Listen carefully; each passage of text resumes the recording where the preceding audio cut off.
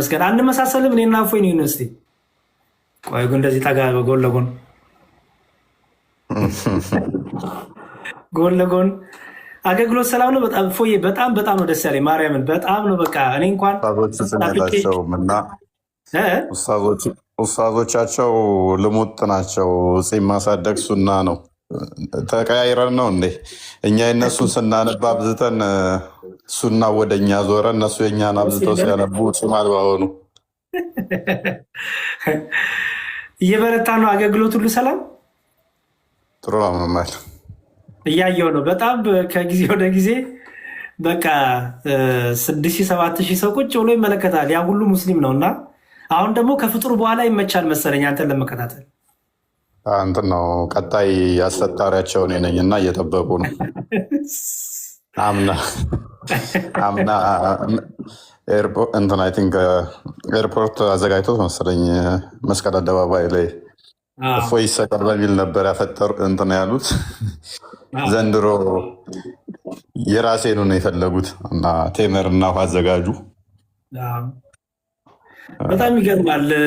ባለፈው ዓመት በቃ ይሰቀል ይደብደብ እንዲሁን ሲባል ዛሬ ገብተው ግን በቃ እፎይ ትክክል ነው፣ እፎይ ልክ ነው፣ እፎይ እንዲህ ነው ሲሉ እሱን ዲፈረንስ እሱን ልዩነት አየኸው አይደለ? እፎይ ቼንጆች አሉ። በጣም ማይታመን ቼንጅ ከራሳቸው የመጣ አምና ሲቃወሙኝ የነበረው አሁን ላይ ኡስታዞቻቸው ብቻ እንደዋሿቸው ተረድተውታል። አሁን የተረዳሁት እሱን ነው። ኡስታዞቻቸው እንደዋሿቸው ያው ሃይማኖት ጉዳይ ሆኖባቸው እንጂ እንደዋሿቸው አውቀውታል። አሁን ጥሩ ሂደት ነው እያስባለሁ ለኔክስት ስለሚመጣው። ሌላውም ዝም ብለው ነገ ተነስቶ አሁን ይሰቀል ይፈለጥ ማንም ላይ ይላሉ ብዬ አላስብም። በተቻለ መጠን አለፈ ስህተታቸው ይማራሉ ብዬ አስባለሁ። አምና ይሰቀል ያለ ዘንድሮ ደግሞ አድናቂ ነኝ ካለ ኔክስት ይር በዚሁ እንትን ላይ ይሰቀል የሚልበት አይኖርም ብዬ አስባለሁ። ምክንያቱም ኡስታዞቻቸው አሁን ጥሪ ቢያቀርቡ ራሱ አይሰሟቸውም እያዩት ስለሆነ ማለት ነው። እና ጥሩ ነው ምንም አይል። እንትንም ደግሞ በዚሁ ቅድም ነው የሆነ ቪዲዮ እያየው ነበር። አይ ቲንክ የሆነ ፕሮቴስታንት ገብቶ ሙስሊም ነኝ ብሎ ለመዋሸት ሞክሮ በጣም በቃ አበሳጮት እንደነበረም አይቻለሁ። እና ይሄን ጥሩ እየተሰራ ያለውን ነገር ለመበጥበጥ ብዙ ነገር እንትን ይላል። የድራማ እየተሰራ ነው የሚባለውን በዛ ቤት ያለውን ነገር እዚህም አለ ብሎ ስም ለማጥፋት ስላለ አይ ቲንክ እሱንም መጠንቀቅ ደንብ አለብህ። አንተም ለነገሩ ጎበዝ ነህ። እንጠነቀቃለን በእንደዚህ አይነት ጉዳይ ላይ ቼክ እናደርጋለን። ክሮስ ቼክ ሳናደርግ ማውራት እራሱ አንፈልግም። ቼክ አድርገናቸው ነው። ኢቨን ኢንካፔብል ከሆኑ ራሱ እኮ እዚህ ስማች ገስ ላይ እናስቀምጣቸው። የሆነ ለመወያየት ብቃት ከሌላቸው ገስ ላይ እናስቀምጣቸው። እዛኛው ቤት እንደሚደረገው እኛ ጋር እንዲመጣ ስለማንፈልግ እዛኛው ቤት አሁን በቃ የመጨረሻ መፍትሄ ያሏት ምንድነው? እሱ የሰዎችን አይምሮ መያዣ። ሰው እየሰለመ ነው። ዛሬ እኮ 5 ሰው ሰለመ፣ ዛሬ እኮ 8 ሰው ሰለመ፣ ዛሬ 10 ሰው ሰለመ። ሚስቶቻቸውን እዛው ሻዳ እያስያዙ እኛ ቤት ገብተው አላህን ክደው ነው በየቀኑ የሚወጡት። እነሱን ሻዳ እያስያዙ ያ አሁን ኦዲየንስ በደንብ አውቆታል። በፊት ላይ የሚደነግጥ አይነት ስታፍ የሚሰማው አሁን ሰው ሰለመ ቢባል አሁን ድራማ እንደሆነ በቃ 80% ድራማ እንደሆነ እኛ ሳንሆን ራሳቸው ሰዎች እንዲያውቁት አድርገናል። ይህንን ታክቲካቸው መተን ጥለነዋል። በፊት ላይ የሚጠቀሙት ምንድነው? እሱ 9 ድራማ ቢሰሩ አንደኛው ከዛ በኋላ እንትን ይላል። ኦኬ ሰው እየሰለመ ነው የሚል አይነት ስታፍ አይምሮ ላይ መስራት ስራ ነበር የሚሰሩት። ምንም አያውቁት ከሆነ ህንድ የሆነች ግዛት ውስጥ ምናምን ነገር ኡመር የሚባል ሰለመ ብለው ቪዲዮ ይሰራል። ሚዲያ ላይ ቴሌቪዥን ላይ ይሰራሉ ማለት ነው። ይሄ ምንድነው? ታክቲካቸው ነው። በቃ እውነት ያለው እዛ ነው ምናምን ብሎ ሰው እንዲያስብ የማድረግ ያስልታቸው ነች። አስተምሮት ላይ ከማቆም ይልቅ በፕሮፓጋንዳ የማቆም ይህ ሰው እኮ እየሰለመ ነው። ወደ ክርስትና እኮ ሰው አይመጣም። አይናቸው እያየ ወደ ክርስትና ሰው እየመጣ አንድ ሰው በህይወቴ ክርስቲያን ሆኖ አይቻላቅም ይሉሃል። ከዛ ክርስቲያን የሆኑትን ደግሞ ይሄዱና እንደዚህ ትሆናለህ፣ እንገላሃለን፣ እንፈልጣሃለን፣ እንቆርጣሃለን ይሉታል። አንድ ክርስቲያን ሆኖ አያውቅም ከእስልምና ወጥቶ ደግሞ ይለዋል። ይሄ ለዘመናት የተጠቀሙበት ታክቲካቸው ነበረ። ይህንን ሳይኮሎጂካል እንደዚህ አይነት የተገነቡበትን እሳቢያቸውን ሰብረነዋል፣ ወደ አስተምሮት እንዲወርድ ማለት ነው። ያ ደግሞ ምን አድርጎታል? አስተምሮት ላይ እንደሌሉ ገብቷቸዋል አሁን ማለት ነው። ስለዚህ ምዕምኑ አሁን ከተራ ፕሮፓጋንዳ ይልቅ ቆም ብሎ ሲያስበው ጤናማ አካሄድ እንዳልሆነ እየገባቸው ነው። ለዛ ነው እኔ ጋ ሜይ ቢ ታዝባችሁ ከሆነ ከክርስቲያኑ ባልተናነሰ ሙስሊሙ ነው ኦዲየንሴ። ምንፈልገውም እሱን ነው፣ ለእነሱ ተደራሽ መሆንን ነው ምንፈልገው እና ግባችን ጥሩ ነው ብዬ አስባለሁ። እግዚአብሔር ክብሩን ይውሰድ። የተሻለ ጊዜ መጥቶ ለእነሱም እውነት በደንብ የሚበራላቸው አድርግላቸው። አሜን አሜን። ትልቅ ነገር ነው በጣም። የመጨረሻ እድል ስጥና ለክርስቲያኖች በተለይ የምታስተላልፈው መልእክት ምንድን ነው? አይኖ በእስልምና በኩል ያለውን ክሊር ነው፣ ግልጽ ነው። ለክርስቲያኖች ግን የምታስተላልፈው ነገር ምንድን ነው? እንዲበረቱ፣ እንዲጠነክሩ እስካሁን በነበረ አገልግሎት ላይ ከዚህ በኋላም ባለው ላይ በተለይ ለክርስቲያን እህቶች ወንድሞች የምታስተላልፈው ነገር ምንድን ነው? ደግሞ ምን እንጠብቅ? ምን ይዘህ ትመጣለህ? ምን እንጠብቅ? አይ ቲንክ ዩቲዩብን በደንብ ኦርጋናይዝ ሆኖ እያየሁት ነው እና እሱም ቆንጆ ነገር ነው። እነዚህን ጠቅላላ አድርገን ንገረንና ወደ ቶፒካችን እኛ እንመለሳለን። እኔ እንኳን ደስ ያለ ድል ነበር የገባው ሽፍት ሆነ። ኔስ ያው ብንኖር እንግዲህ እንደ እግዚአብሔር ፍቃድ የተሻለ ነገር ሁሉም መስራት ነው። ከቻልን መስራት፣ ካልቻልን ደግሞ አትሊስ ለሰዎች እንቅፋት አለመሆን በጣም ጤናማ ነው። በቻልነው ነገር መስራት፣ በቻልነው መጠን መስራት። ሁላችሁንም አመሰግናለሁ። ሁላችንም የሁሉም ስራ ስለሆነ ማለት ነው።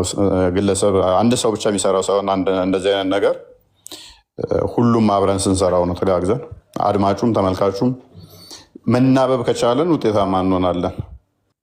እሺ መልካም። በጣም እፎይን እንወደዋለን። ፍቅራችሁን ግለጹለት፣ በጸሎት አስቡት፣ እንዲበረታ እንዲተጋ። ወደ አስተምሮ ግቡ፣ ወደ አስተምሮ ግቡ። እድሜ እንዲሰጠው አሁን ሚታርግ እግዚአብሔር እድሜ የሚሰጠው የአገልግሎት እድሜ እንዲሰጠው አመለጠ። እሺ የአገልግሎት እድሜውን እግዚአብሔር እንዲጨምርለት በጸሎት እናስበው። አንድ ጥያቄ ነበረኝ ስለ አካል። እሺ እግዚአብሔር አካል አለ ወይንም በእኛ አዳም የእግዚአብሔር መልክ የያዘ ሲባል እንዴት ነው? እጅ፣ እግር፣ አፍንጫ፣ ጆሮ የሚባለው ነው ወይስ የነፍስን ነው? የትኛው ነው የቤተክርስቲያናችን አስተምሮ? ጥሩ። እስቲ አንተው ራስ እንድትመልሰው ላንብብልና ቃሉን ኦሪት ዘፍጥረት ምዕራፍ 2 እንዲላል። እሺ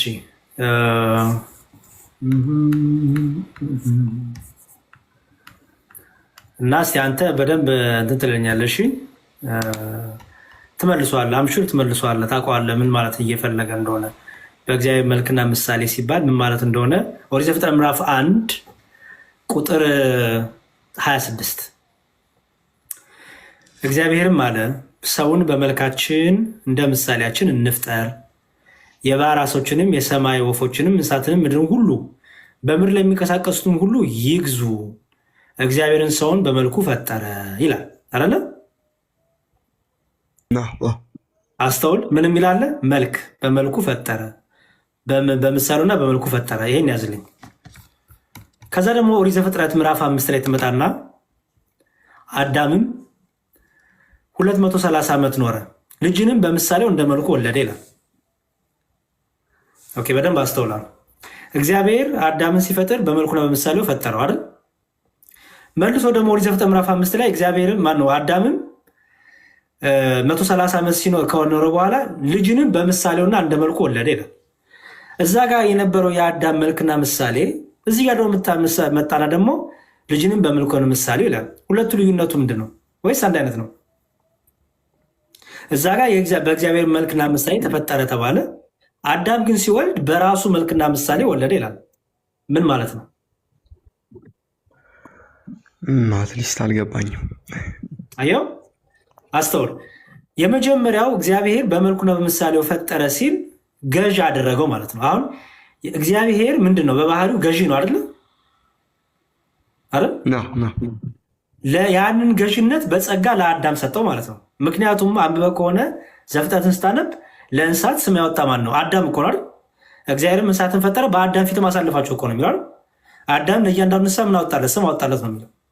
ስለዚህ በፍጥረት ላይ ሁሉ አለቃ አድርጎ ገዢ አድርጎ ማንን ሾመው? ማንን ፈጠረው ማለት ነው? አዳምን ፈጠረው። ስለዚህ መልኩና ምሳሌ የተባለው ምንድን ነው? ያ ገዥነቱ እግዚአብሔር ቅዱስ ነው፣ ንጹህ ቅዱስ የሆነ ሰው ፈጠረ። እግዚአብሔር ገዢ ነው። እግዚአብሔር አለቃ ነው፣ ባህሪው ገዢ ነው። በፍጥረት ሁሉ ላይ ደግሞ በጸጋ ደግሞ ገዢና አድርጎ አለቃ አድርጎ ማንን ፈጠረው ማለት ነው? አዳምን ፈጠረው አይደል? ስለዚህ አሁን እዚህ ጋር መልክና ምሳሌ የሚለው ገባህ አይደል? በእግዚአብሔር መልክና ምሳሌ ሲል እንዲያው አዳም አራተኛ አካል ሆነ ማለትም አይደለም። አዳም አካላዊ የመለኮት አካልን ያዘ ማለት አይደለም።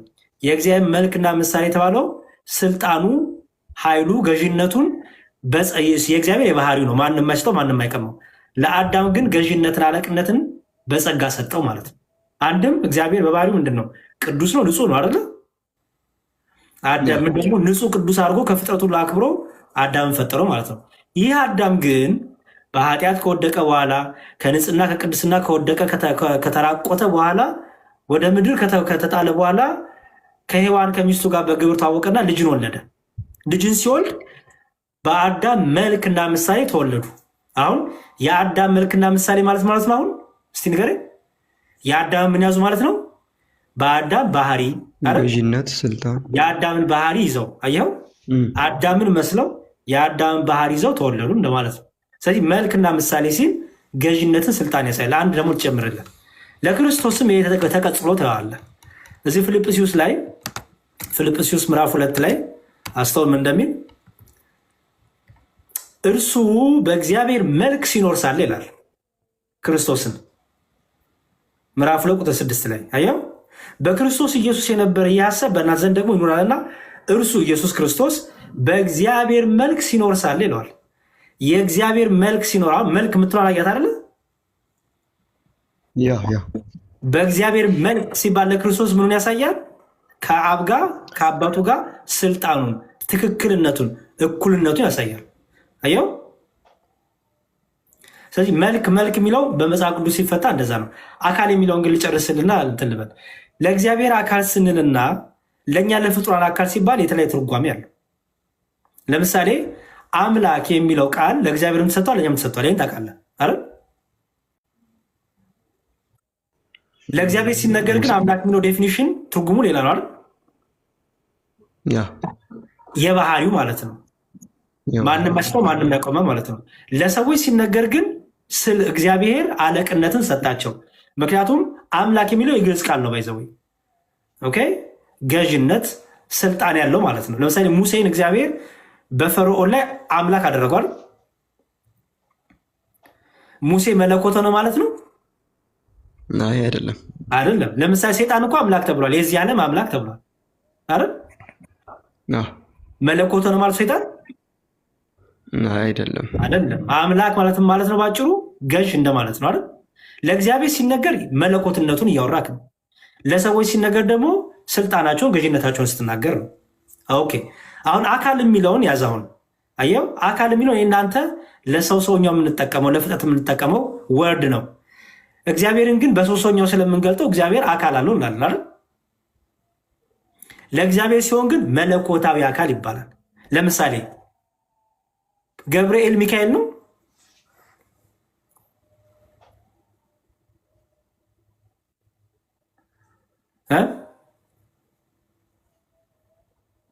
አለው እንደማለት ገብርኤል ሚካኤል ነው። ገብርኤል ሚካኤል ነው አለው። ገብርኤል ሚካኤል ነው ነው አይደለም እንዴ? ይዳሳል ይጨበጣል እንዴ? ገብርኤል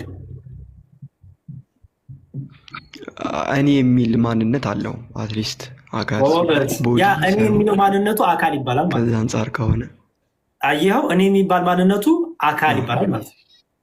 አካል ስንል ስለ ባዲ እያወራን አይደለም። እኛ አካል ሲባል ስለ ባዲ ነው የምንለው። ለሰው ልጅ ስታወራው አካል ስትል ስለ እንደምታወራው ስለ ባዲ ነው የምታወራው፣ ስለ ስጋ ነው የምታወራው አይደለ? ገዘፍ ስለሆነው ስለሚታየው ስለሚጨምር። ለመላእክት ግን አካል ስትል ረቂቅ የሆነ እኔነት ማለት ነው። እንግዲህ መላእክትን ረቂቃን የሆኑትን እኔነት ያላቸው ከሆኑ እግዚአብሔር ምንነትና ማንነት አለው። ምንነትና ማንነት አለው። ያዝልኝ። ምንነትና ምን አልኩ? ማንነት። ምንነቱ አንድ ነው። እርሱ ምንድነው? መለኮትነት፣ አምላክነት፣ ገዥነት፣ አልፋና ኦሜጋነት። ይሄ ምንነቱ ነው። ለምሳሌ አንተ ምንነትና ማንነት አለ አይደለ? ምንነት ምንድን ነው? አንተ ምንድነህ? ለምሳሌ እዚህ ጋር 517 ሰዎች አሉ። 517 ሰዎች አለን። 517 ሰዎች በምንነት ስንት ነን? አንድ ነን፣ ሰው ነን። ጎበዝ። አየህ፣ በምንነታችን በኔቸራችን ምንድነን? ይሰማኛል? አይሰማም? እንደ አንድ ነን፣ ሰው አንድ ነን።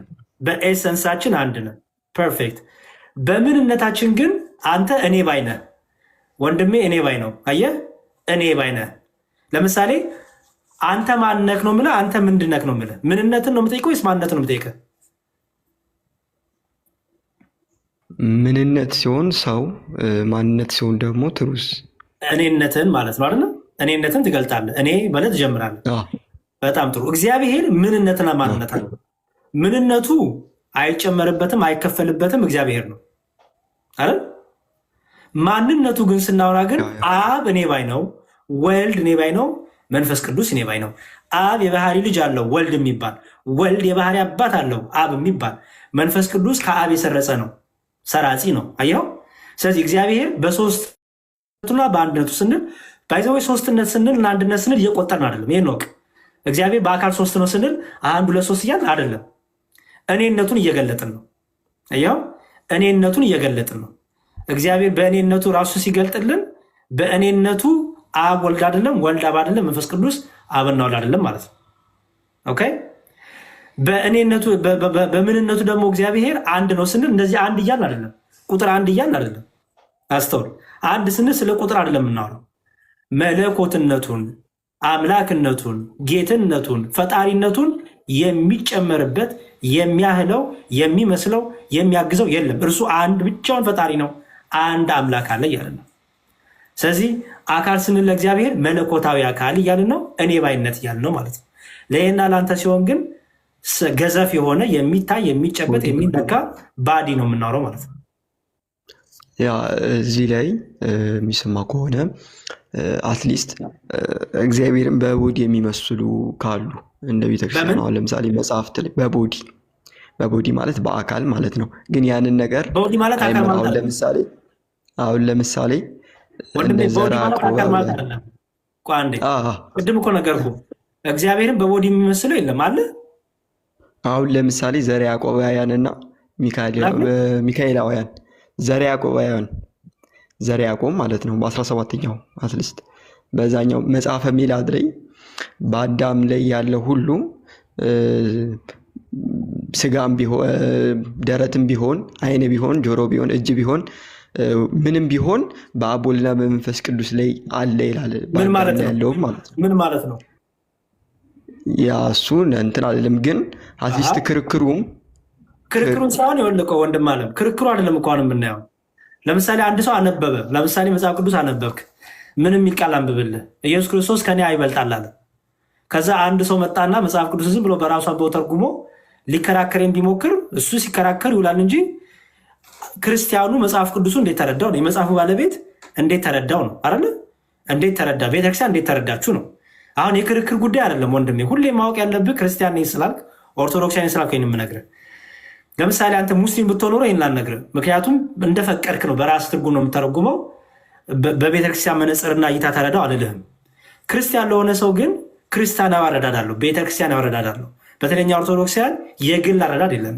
ስለዚህ አንድ ሰው ሊሟገተኝ ሲመጣ መጀመሪያ ከየት ነው የመጣው? ኦኬ፣ ከየት ነው የመጣው? ከክርስቲያን ካልሆነ እምነት የመጣ ከሆነ የራሱን ትርጉም ይዞ ነው የመጣው። እሱ መብቱ ነው።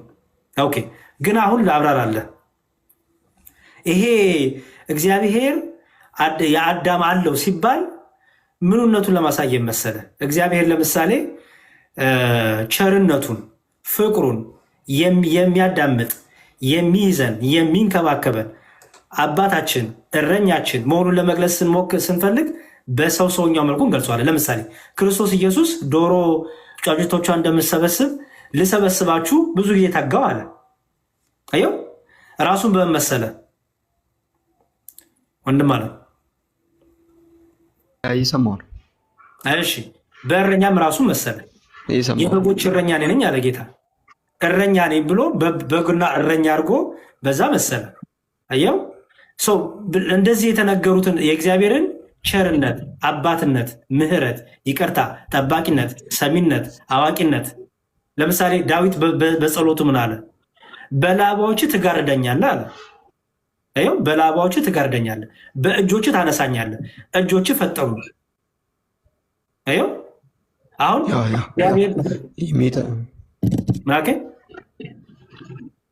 ሜታፎሪካል ነው እነዚህ አይነት ነገሮች። መጽሐፍ ቅዱሱ ለዚህ ነው መጽሐፍ አውዳዊ ፍቻ አለው። አሁን መጽሐፍ ቅዱሱ እኛ ከሰማይ ወረድ አይደለም ታውቃለህ። መጽሐፍ ቅዱስን የጻፉት ሰዎች ናቸው። መንፈስ ቅዱስ ጥበብ ሚስጥር የገለጠላቸው ሰዎች ጻፉ። ሰዎች ሲጽፉት በሰው ቋንቋ፣ ሰው በሚገባው፣ ሰው በሚረዳው፣ እኛ እኔ እናንተ በምናነበው ቋንቋ የጻፉ እኔ እናንተ በሰው አቅም በምንረዳው ማለት ነው። ስለዚህ የእግዚአብሔርን ፍቅር ሊመስለው የሚችለው ጳውሎስ፣ ማቴዎስ፣ ሉቃስ፣ ዮሐንስ የእግዚአብሔርን ፍቅር ሊመስለው የሚችለው በምን ጭንቅላት ነው? በምን እሳቤ ነው? ሰው በሚረዳው መልኩ አይደል አይደል? ወንድም ሰው እኛ በምንረዳበት መንገድ። ለምሳሌ አንድ ደግሞ ልጨምርልህ። ለምሳሌ እግዚአብሔር ሙሴን ምን አለው? ኪሩቤልን ሳል አለው። ኪሩቤልን ሙሴ አላየም። ባይዘው አሁን ኪሩቤልን እንዴት የሚስላቸው ይመስላል? እስቲ ንገረኝ። ሙሴ ኪሩቤልን አላየም፣ በአይኑ አላየም ኪሩቤልን። ሙሴ እንዴት ነው ሊስላቸው? ከራሱ ጭንቅላት ሀሳብ ከእንትኑ ከተነገረው አየኸው። ስለዚህ በሰው ሰውኛው ልክ ሲስላቸው አይን የሆነ አይን ወይም ጆሮ ወይ አፍንጫ አድርጎ ቢስላቸው አዴ ሰው ሳለ ልትል ትችላለህ አንተ። እንደማ ከውጭ ሆኖ እንደሚያሰው ክርስቲያን ለሆነ ሰው ግን ምን እየተደረገ እንደሆነ ይገባዋል። ስለዚህ በመጽሐፍቶቻችን ላይ እንደዚህ ነገር ብታይ በሰው ሰውኛው የእግዚአብሔርን ፍቅር፣ የእግዚአብሔርን እረኝነት፣ የእግዚአብሔርን ጠባቂነት፣ የእግዚአብሔርን አባትነት፣ የእግዚአብሔርን ቸርነት፣ የእግዚአብሔርን በእጆቹ ደጋፊነት ለማሳየት ሁሉ የእግዚአብሔር አባትነት ለማሳየት ፍቅሩን ለማሳየት ሁሉ የምንጠቀማቸው ናቸው እና ክርክሩ በሚለው ሲሆን ቤተክርስቲያን እንዴት ተረዳችሁ የሚለው ሃይማኖተ አበውም ይገልጸዋል። ባይዘዌ በዚህ መልኩ ብትረዳው መልካም ነው ወንድሜ። እሺ መምህር አመሰግናለሁ። አዚስት ክርክሩ የሚያልኩት እንደዚህ አይነት ሀሳቦች ካሉ የሚሰጡ ነገሮች ካሉ እኛ ክርስቲያኖች ኢግኖር አድርገን መሄድ የለብንም ወይ የሚለውን ነገር ለማንሳት ነው እንጂ እቀበላለሁ አልቀበልም የሚለውን ነገር ሳይሆን አሁን ለምሳሌ አካል አለው ብለው የሚሰይሙት እንትን ካሉ ኖ ብሎ ክርስቲያኑ የማለፉ እንትኑ ፕሮባቢሊቲው እንዲኖር ነው። ከዛ አንጻር ነው ያንንም ነገር መጠየቅ ነው። መፍትሄው ምን መሰለህ? እንዲያውም እኔ መፍትሄው ልንገርህ። ለምሳሌ አንድ ሰው መጥቶ ያንን መጽሐፍ የራሱ ፍቺ ሲፈታ ማን ፍታለህ ብለህ መጠየቅ ነው። ይህን ፍቺ ከየት አመጣኸው? ይሄን አረዳድ ማን ነው እንደዚህ ብሎ ይፈታልህ? ማን ነው እንደዚህ ብሎ እንድትፈታ መጽሐፍ ከየት አገኘ ብለህ መጠየቅ ነው። መጽሐፍ ሪፈር ካላረገ በቤተክርስቲያን ፍቺ ካልፈታው የግል ፍቺውን የፈታው ማለት ነው። ስለዚህ ጥሩ ነገር ነው የጠቆምከን። በእርግጥ እንደዚህ ያን ነገር ሲያጋጥማችሁ ክርስቲያኖች የመጀመሪያው ጠይቅ ያለባችሁ ማን ነው እንደዚህ ብሎ የፈታው? በተለይ የራሳችሁን መጽሐፍ የእኛን መጽሐፍ ሌላው ቤተ እምነት መጥቶ ሊተረጉም ሲሞክር በራሱ ማለት ነው ሊተረጉም ሲሞክር ማን ነው እንደዚህ የተረጉመልህ? ማን ነው እንደዚህ የጻፈልህ? የትኛው አባት ነው? አምጣ። ካላመጣላችሁ የግሉን ትርጉም ነው። እናንተ ደግሞ የቤተክርስቲያናችሁን ትርጉም ተናግራችሁ ማቃናት ይቻላል እና አሪፍ ነገር የጠቆምከን ማለት ነው። አመሰግናለሁ። አባቶችም አትሊስት ያስቀምጡታል። እነ ቄርሎስ ትናቴዎስ ለእግዚአብሔር አካል አይሰየምም ብለው ያስቀምጡታል። አትሊስት ለመማማር ያክል ነው። አመሰግናለሁ። እሺ ወንድም አለ ጊዜ ስትሪም በጣም አመሰግናለሁ። እሺ ግርምሽ ሰላም ብያለሁ። ግርማ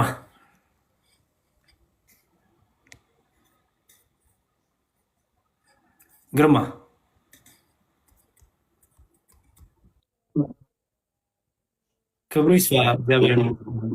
ይሰማል? ለሁላችንም ይሰማል።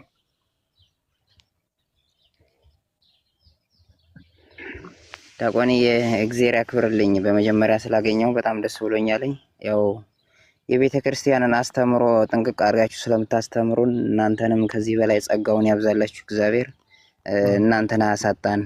በጣም ማመሰግናችሁ ማከብራችሁ ናችሁና እና እኔ ያው ጥያቄ ነበረኝ። ያለኝ ጥያቄ መጀመሪያ አዲስ አበባ እየኖርኩ ነበረ። ከዛ እየኖርኩ ሳለ በደንብ ጾም ነበረ እል ነበር። ግን አሁን አረብ ሀገር ስለሆነ ያለው አጋጣሚ ከሌላ ዜጋ ጋር ስለሆነ የምንመገበው የምንለውም እና የፍስክም ስላለው ከዛ አንጻር ግን እየጾምኩ አይደለም። እንደው ከቤተ ክርስቲያን አንጻር እንዴት ነው የሚታይ? ደግሞ ሳከፍል ስለነበረ ያለው ነበረኝ። ግን አሁን በስልክ ስለማላገኛቸው አሁን የለኝም። አዲስ አበባ እያለሁ ግን ነበረኝና ሳከፍልም ስለነበረ ያንንም አቆምኩት። እንግዲህ በጣም እግዚአብሔር ብቻ በጣም እንደበደልኩት ነው የሚሰማኝ። ጸጸት ውስጥ ነኝ። ችግር የለውም። ምን እናደርጋለን መሰለህ? አንጻር እንዴት ነው የሚታየው? ምንድነው የምናደርገው? እኔ አሁን ሰው አባት የምታገኛቸው ይኖራሉ። የምታውቀው ስልክ አለ የአባት? የለኝም። የእሳቸው ነበረ አጋጣሚ አሁንና ሌላ የለኝም። እሺ ፎሎ ላርገህና የሆነ አባት አገናኛለሁ እና ጻፍልኝ በውስጥ። እሺ ጻፍልኝ በውስጥና ከኛ አባት ጋር ትመካከራለህ። እንደዚህ አይነት ነገር ከአባቶች ጋር ስትነጋገር ነው ጥሩ። እኔ ዲያቆን ነኝ ገና። ስለዚህ ለአባቶች እንትን እልሃለሁ። ምክረ አበው ብታገኝ በጣም ጥሩ ነው። አንተንም ያረጋጋሃል፣ ልብንም ያሳርፈዋል። እነሱን ደግሞ በደንብ እንደ አባትነታቸው ኃላፊነት ወስደው ደግሞ የሚመክሩን ይመክሯል እና ምንም ችግር የለውም። አይዞህ። ጾም በጣም መልካም ነው። ጾም በጣም አስፈላጊ ነው። ቤተክርስቲያናችን ከምግብ ከእህል እንድንከለከል ታዛለች። ግን ከምግብ ከእህል ተከልክለ አንደበትህ ካልተቆጠበ፣ ከምግብ ከተከለከለ ፍቅር ከሌለ በልብህ፣ ከምግብ ከተከለከለ ዘረኛ ከሆንክ፣ ተሳዳቢ ከሆንክ፣ ክፉ ሐሜተኛ ከሆንክ ከምግብ መለየት በብቻው በራሱ ጾምን ቅዱስ አያሰኝም፣ ጾምን ተቀባይነት አያሰኝም። ስለዚህ ከምግቡ በላይ ምግቡ እንዳለ ከምግቡ ላይ መጨነቅ መጠንቀቅ፣ ሰውነት ነፍስ መጨነቅ ያለባት ንስሐህን፣ ከክርስቶስ ጋር መኖርህን፣ ከኃጢአት መራቅህን፣ እነዚህን በደንብ አድርገህ እነዚህን በደንብ አስቀድም። ከጾሙ ጋር ያለው ከምግብ ጋር የተያዘው ነገር ግን ኦርቶዶክሳዊ ስለሆንክ ስርዓት አለ። በጣም ጥሩ ስርዓት አለን ከምግብ ጋር የተያዘ። እሱን ከአባቶች ጋር አገናኛለሁ፣ እናወራለን። እሺ ፎሎ አድርጌያለሁ። አስቀምጥልኝ ስልክህን። በጣም ነው የማመሰግንሽ። ስልክ አስቀምጥልሃለሁ። ያው ጽፌልህ ነበር አጋጣሚ ፎሎ ስላልመለስኩ አላየሁም ነበርና በጣም ስለሚጻፍ ነው። ይቅር በለኝ። ሼር ወደ ችግር የለውም ማለት እና አመሰግናለሁ። እግዚአብሔር ያክብርልኝ። አሜን። በርታሽ ወንድማለም። ጸልይ፣ አይዞ። ጸሎትን እንዳታቆም። ጸሎትን እግዚአብሔር በሰጠ ጊዜ ሁሉ ተጠቀም። ጸልይ፣ በርታ። ነገሮች ደግሞ ይስተካከላሉ። አይዞ። ሼር ሄዶዬ። እሺ አመሰግናለሁ። እሺ ወንድማለም። በል እግዚአብሔር ካንተ ጋር ይሁን። እሺ እሺ። አሜን አሜን። ከንቲባው ሰላም ብያለሁ። ሰላም መዝሙር ያሬድ፣ አመሰግናለሁ ስላስገባኝ። እኔንም ፎሎ ባክ ብትመልስልኝ ደስ ይለኛል ፍቃድ ከሆነ። እሺ ዛሬ መጠየቅ ይቻላል ወይስ ቶፒክ አለ? ድንገት ነው የገባሁት። ችግር የለውም። ጥያቄ ጠይቅና ባቆኮ መልሳለሁ። ጥያቄዎች አሉኝ ግን ስፔሲፊክ ለማድረግ ያህል ሞር እኔ ከመጽሐፍ ቅዱስ ሴክሽን ሞር ለእንትን የተለየ ፍቅር አለን። የመኃልየ ሶንግስ ኦፍ ሰለሞን የሚለው ማለት ነው እና በተለይ ቃላቶቹ ብዙ እንትን ናቸው። ብዙ ሰዎች አሁን የነፍስ አባቴ ምናምን ጠይቃቸዋለሁ። እንደዚህ ስጠይቃቸው የሚሰጡኝ እንትን አይ ይሄ ማለት ማርያምን ለመግለጽ ነው እንትን ኢየሱስ ሚስጥር ነው የሚሉት። ግን ሚስጥር ብቻ ሚስጥሩ ላይክ ለፕሪስት ወይም ለእንትኖች ብቻ የተተወ መሆን የለበትም፣ ሌሎቹ ኢንጆይ እንዲያደርጉት አይፈቀድም የሚል መላምት ስላለ የሆነ ጊዜ እንደውም በእውቀቱ ስዩም ከሆነ ግጥም መጽሐፉ የመጨረሻ ፓርት ላይ ኢትስ እንትን ነው ኖርማል ፖተሪ ነው ያለው እና አነበብኩት ያየበትን አንግል ፕላስ ከኛዋ ንግስት ጋር ከዚች ሳባ ከሚሏት ጋር ወርቅ ይዛ ነው። በዘመኑ እንደውም በጣም ሀብታም ነበር ነው የሚባለው። እሷ ይዛል ትሄደች። በጣም ትሪሊየን ነው ቢሊየን ዶላር ባለቤት። በእርግጥ የእኛ ታሪክ ከፍ ያለ ነው።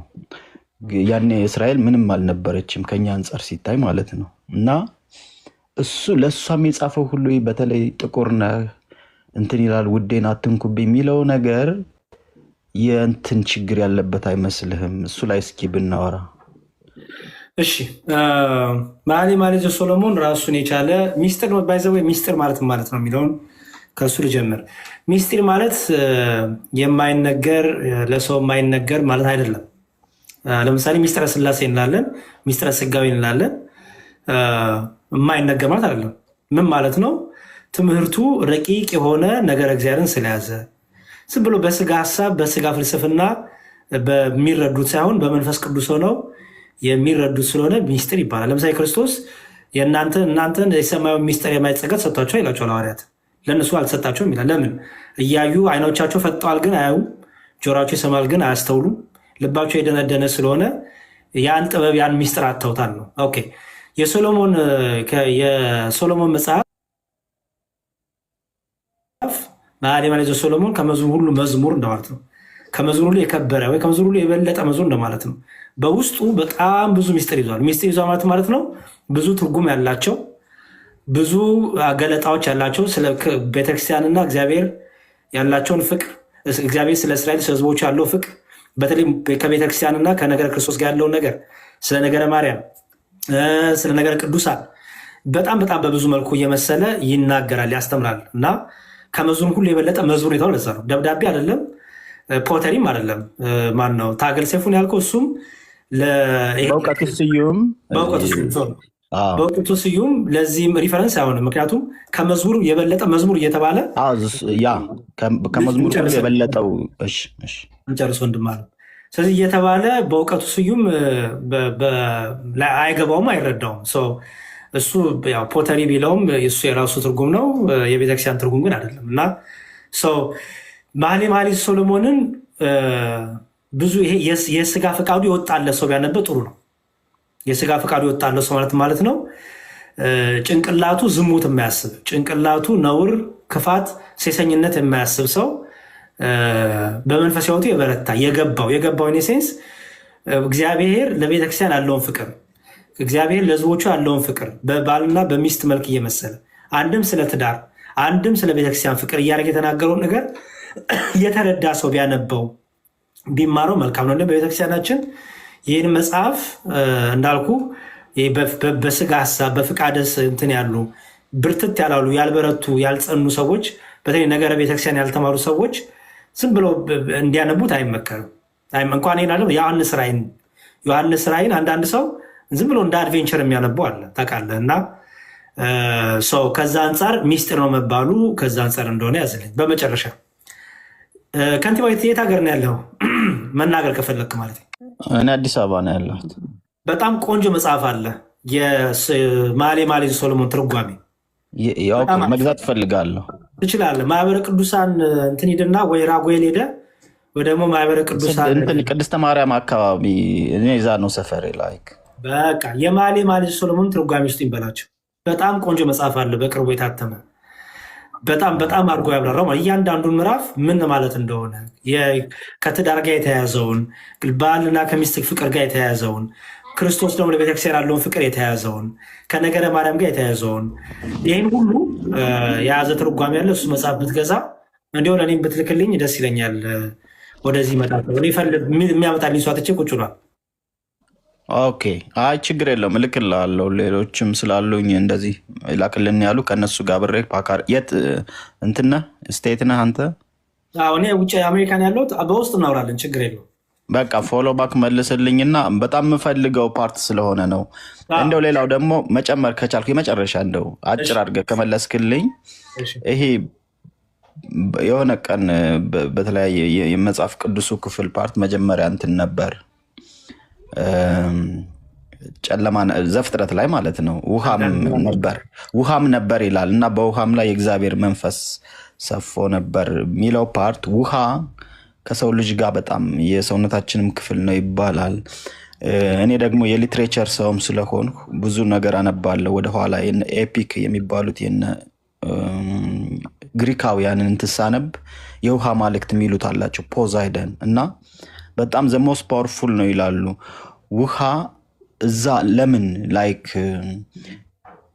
እንዲበዛ ተደረገ? ምንም ነበር ካለ በኋላ ውሃ ደግሞ አለ ይላል እና ውሃ ያለው ነገር ውሃና እሳት ምናምን ብዙ ጊዜ አንዳንዴ ውሃም ሲመለክ ስላየን በተለያየ ዘመን ውሃ ፓወርፉል ነው ይላሉ። አንዳንዶች ደግሞ ኖ ፀሐይ ነው ፓወርፉል ይላሉ።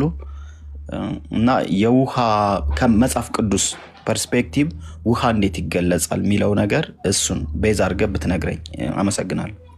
እሺ ችግር የለውም። ትርጓሜውን በተለይ ምንድነው ይሄ መጽሐፍ አክሲማሮስ ስለ ስነ ፍጥረት የሚያስተምር መጽሐፍ አለን። እዛ ላይ ብዙ ታይተው ከሆነ በዓለማዊ ትምህርትም በሳይንሱም ምድራችን መሬታችን እንዳለ ስትታይ መሬት በራሷ በጣም ብዙ ፐርሰንቷ በውሃ የተሸፈነች ናት እና እነዚህ ውቅያኖስ ምንድነው ብዙ ብቻ ከውሃ ጋር የተገናኙ እግዚአብሔር የፈጠረው ፍጥረቶቹን የፈጠረበት እነዚህ ፕላኔቶቹን መሬትንም ጨምሮ ሌሎቹንም የፈጠረበት ሰፊ ነገር አለው።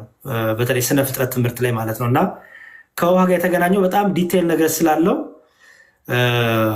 አይ ቲንክ ወይ በሌላ ቀን በደንብ እናወራዋለን። መጽሐፉንም አዘጋጅቼልህ ፎሎም ስላረኩህ በሌላ ቀን ደግሞ አንስተን በቃ ለሌሎች እድል ለመስጠት አመሰግናለሁ። ልውረድ። ያልኩህን መጽሐፍ እገዛዋለሁ፣ እልክልሃለሁ በእኔ እንትን እንደ ስጦታ ማለት ነው። ችግር የለም። መጽሐፍ ላይ አልታማም። አመሰግናለሁ። ሰላም። አሜን። እሺ ማን ነው የሚለው? ብሩክ። አንቺ ነሽ እንዴ? እኔ ነኝ። እግዚአብሔር ይመስገን። ሰላም ዳቆን፣ እንኳን አደረሳችሁ። እንኳን አደረሰን። እግዚአብሔር ይመስገን። እኔ በዚህ ቲክታክ ላይ አይናቸው ከሚገርመኝ ሰዎች አንደኛው አንቺ ነሽ። ምን ላድርግ ብለህ ነው? ትልቅ ሆኖ እኮ ነው። ተቸገርኩ። ማነው እንትና ነው ማነው ሞጣ ነው።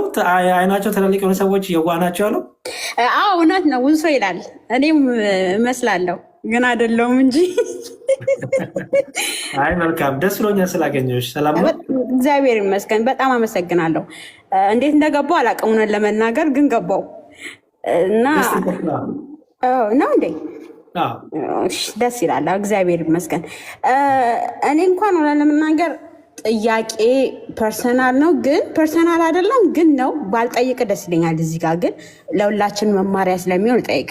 ጸሎት አረጋለሁ ነው ከልጅነት የጀምሮ ለመናገር ማለት ነው። ግን መጽሐፎቹን የጸሎት መጽሐፎችን ወደ 2 አሳደግኩት። አሁን ማለት በእድሜ ስጨምር ማለት ነው። አሁን አንደኛውን የጨመርኩት የመጀመሪያውን ውዳሴ ማርያም ነበረ። ከዛም አሁን ዳዊት አባቴ ሲሞት የአባቴን ዳዊት ያው ከሚቀመጥ ብዬ እንትን አልኩት። ያው አልፈለግኩም ለመናገር ውዳሴ ማርያሙ ላይ ጥሩ ስላልሆንኩ ማለት ነው። ጥሩ አይደለሁም ማለት እብን ላይክ ኦልሞስት 10 ዓመት ይሆነኛል። ግን በቃልሽ ንገረኝ ብትለኝ ምንም አላውቅም።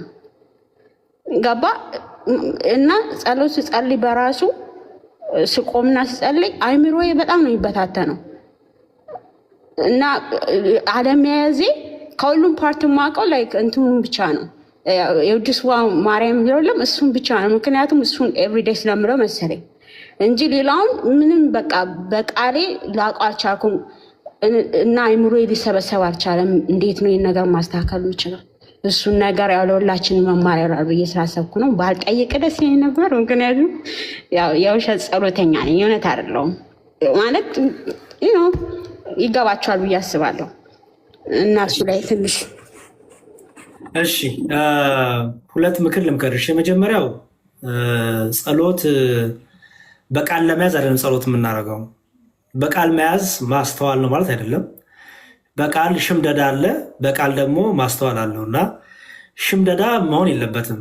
በቃል የምንይዘው ባይዘወይ ኢንኬዝ እንኳን የጸሎት መጽሐፍ በአካባቢያችን ባይኖር፣ በአጠገባችን ባይኖር፣ በመንገድ ላይ ብንሆን፣ በስደት ላይ ብንሆን፣ በብዙ ነገር ብንሆን ያንን ጸሎት እየመለስን እንድናስብ፣ እንድንጸልይ፣ እንድንጠቀምበት ነው እንጂ እንድንሸመድድ አይደለም። እና አይ ቲንክ ብዙዎቻችን መሸምደድ ላይ በጣም ፎከስ ስላደረግን ጸሎቱም ያልተዋሃደ ለዛ ነው ባይዘው ሀሳብ አንደኛው የማንሰበስብበት ምክንያት አቴንሽኖቻችን ብትንትን የሚሉት ራሱ የምንጸልየው ጸሎት ትርጉሙ አልገባንም። የምንጸልየው ጸሎት ቃሉ ራሱ አልተዋህደንም እና ስላልተዋህደን በደንብ በፍቅር በእምነት ስላልተዋህደን ሞር መሸምደዱ ላይ ስለሆነ ወይ ደግሞ የሆነች ሰዓት ያችን ጠብቀ ማድረጋችን ላይ ፎከስ ያደረግነው በዛ የተነሳ ብዙ ጊዜ ጸሎት ብትንትንትን ይላል ሀሳባችን። ስለዚህ የመጀመሪያውን ያንችን አድቫይዝ ማድረግሽ ውዳሴ ማርያም ከሆነ አቅምሽ ችሎታሽ በሱ በርቺ። እግዚአብሔር አነሳ አይልም። እግዚአብሔር የሚፈልገው መጽሐፍትን ድርድር አድርገሽ እንድጸልይ ማለት ነው። እግዚአብሔር የሚፈልገው በፍቅር የምታደርጋት አንዷ ጸሎት እግዚአብሔር በጣም በደስታ ይቀበሏል። እየበረታች ስትመጪ ፍቅርሽ ሲጨምር እኮ ፍቅር ራሱ ጋር ያስጨምርሻል፣ ይገፋሻል። አሁን መዝሙረ ዳዊት እንትን ያልኩትን ከአባቴ ነው። እግዚአብሔር አባትሽን ነፍሳቸውን ይማር። ግን ከአባትሽ ስለወሰድሽ አይደለም ዳዊትን መጸለይ የነበረብሽ። በቃ አሁን ደግሞ የእግዚአብሔር ፍቅር በዝቶልኛል ደግሞ ልጨምር ደግሞ ብለሽ ወደዛ ስትሄጂ ያ ፍቅሩ ራሱ የሚያተጋሽ ነገር አለና ግን አቅምሽ እንትንሽ ብዙ ማንነትሽ የለመደው ውዳሴ ማርያም ከሆነ ውዳሴ ማርያም በራሱ መጽሐፍ ቅዱስ ይዟል፣ ነገር ሃይማኖት ይዟል፣ ነገረ ክርስቶስ ይዟል እና በደንብ እሱን ካነበብሽ ራሱ የሃይማኖታችን ራሱ ክሪድ ያለው በአብ በወልድ በመንፈስ ቅዱስ እንዴት እንደምናምን የተገለጸው በደንብ እዛ ላይ ነው እና ውዳሴ ማርያም በርተሽ አንብቤ። አንድ እሱ ነው። ሀሳብ ይበታተናል። የሁላችንም ያንቺ ብቻ አይደለም። እዚህ አሁን ወደ 643 ሰው አለ። እርግጠኛ ነኝ ክርስቲያን ኦርቶዶክሲያን ቢሆኑ እዚህ ያሉት ጠቅላላ የሁላችን የኔም ጭምር የሁላችንም ሰዎች ችግር ነው ሀሳብ መበታተን። መፍትሄውን መሰለሽ አሁንም ደግሞ መጸለይ፣ አለማቆም። ሰይጣን ምን ያደርጋል? ሀሳብሽን ይበታተንን እንድታቆም ነው የፈለገው። እግዚአብሔር ሀሳብሽ በመበታተኑ ጀጅ አያደርግሽም። ሀሳብሽ በመበታተኑ ጸሎትሽን አልሰማማኝ ነው። ሀሳብሽ በመበታተኑ ሰይጣን ይጠቀምና ጸሎቱ እንድታቆሚ አይ ምን ሀሳቤ ተበትኗል ከዚህ በኋላ ብቀጥለውስ ባልቀጥለውስ እያልሽ ከራስሽ ጋር ተሟግተሽ ጭራሽ ጸሎቱ እንድታቆሚ የሚያደርገው ሰይጣን ነው። እግዚአብሔር የሚፈልገው እንደው ትጋትሽ ነው የሚፈልገው። እንዲያው በቃ ሀሳብሽ የተበተነ እያማተብሽም ቢሆን ጨርሾ የጀመርሽው እኔ እንደዛ ነው የማደርገው። የሆነ ነገር ልክ ሀሳብ ብትን ሲልብኝ የሆነ ነገር ሲመጣ ሰዎች ነንና አማትብና እቀጥላለሁ ጸሎቴን። አሁንም እንኳን ቢሰረቅብኝ አማትብና እቀጥላለሁ ጸሎቴን። የሚገርምሽ ከብዙ ከሆነ ጊዜ በኋላ ግን ያ ውጊያ የለብኝም። ለምን? ሰይጣን የሚፈልገው በቃ ሊያስጥለኝ ነው፣ ትጋቴን ነው የሚያስቆመኝ። እግዚአብሔር የሚፈልገው ደግሞ ትጋትሽን ነው እንጂ በቃ የሆነ ቋንቋ ቃላትሽን ድርደርሽ እሱን አይደለም። እግዚአብሔር ከፍቅር የሆነውን ትጋት ነው የሚያው። ስለዚህ እኔ የምመክርሽ ምንድን ነው? ትጊ። ሀሳብሽ ቢበተንም በእግዚአብሔር ዘንድ መቆምሽ፣ ሰዓትሽን ጠብቀሽ ወይ ደግሞ የጸሎት ጸሎት ነው እግዚአብሔር ጋር ልናገር ብለሽ መምጣትሽ በራሱ እግዚአብሔርን ደስ ያሰኘዋል። የሚፈልገው እግዚአብሔር ያንን ነው። ሴጣን እስከ ጭራሹ እንዳምጭ ነው የሚፈልገው። ከመጣሽ ደግሞ ሀሳብሽን የበታተነ ጸሎትሽን እንድታቆሚ ነው። እግዚአብሔር ደግሞ የሚፈልገው እንድትመጪ የተባለው። እናንተ ሸክማችሁ የከበዳችሁ ወደ እኔ ኑ አይደል? በቃ ሸክም እኮ ነው የራሱ ይዘው ሀሳብ መበታቱ ሸክም ነው። ግን መሄጃችን ማረፊያችን ክርስቶስ ብቻ ነው፣ እግዚአብሔር ብቻ ነው። ወደ ሌላ አንሄድም። እዚ ነው፣ ወደ ሌላ አንሄድም። ስለዚህ ብርትት ብለሽ ጸሎትሽን ሀሳብሽን ሰብስበሽ ቢቻል። ሁለተኛው መፍትሄ ደግሞ ጸሎት ለማድረግ የተመቻቸ ሰዓት ጠብቂ። በቃ የተመቻቸ ሰዓት፣ የተመቻቸ ቦታ፣ የተመቻቸ ሰዓት ጠብቂ። አንዳንዴ ባልተመቸ ሁኔታ ውስጥ ብለሽ ለማድረግ ስትሞክሪ ብትንትንትን ይላል አንዳንዴ። የመጨረሻው ሶስተኛው በመንገድ ላይ የሚሄድሽ መኪናው ጸሎት ማድረግ ትችላለሽ። ከእግዚአብሔር ጋር በልብሽ መናገር ትችላለሽ። ኦኬ በቃ ወክ እያደረግሽም እኮ ጸሎት ማድረግ ትችላለሽ። ባይዘወይ ከእግዚአብሔር ጋር የተነጋገሩ ሄድ ይችላል። እግዚአብሔር አባት ነው፣ ቅሩብ ነው በጣም ኦኬ።